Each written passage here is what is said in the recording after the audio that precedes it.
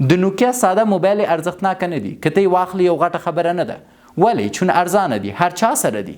اما که ته یو دم آیفون 15 اخلي چې اوس نوی راوتلی دی، د ټولو فکر تاته کیږي چون ورباندې ډېرې پیسې ځي او ډېر کم دي او هر څوک یې نشي درلودی.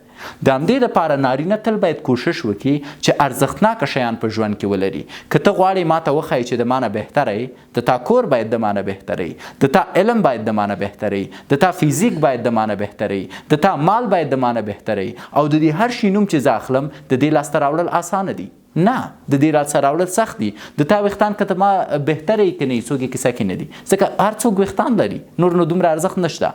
هو که یو سړی ویښته ونه لري، بیا هغه ته ویښته تر ټولو ارزښتناکه شی دی. بیا هغه حاضر دی چې د هغې دپاره په لکاو پیسې ولګوي تر څو جعلي ویښته کېدي او زما او ستا سره رقابت وشي کولی. پس ته باید وګورې چې په نړۍ کې ټول هغه شیان چې تا ته ارزښت درکوی شي د هغې ترلاسه کول سخت دي. مثلا ته غواړې جنت ترلاسه کړې، فکر کوې ترلاسه کول یې اسانه دي؟ نه، د هغې دپاره باید ته 15 وخته عبادت وکړې، د خدای پاک اوامرو نه اطاعت وکړې، زنا ونه کړې، شراب ونه څښې، چرس ونه وهې، چاته دروغ ونه وایې.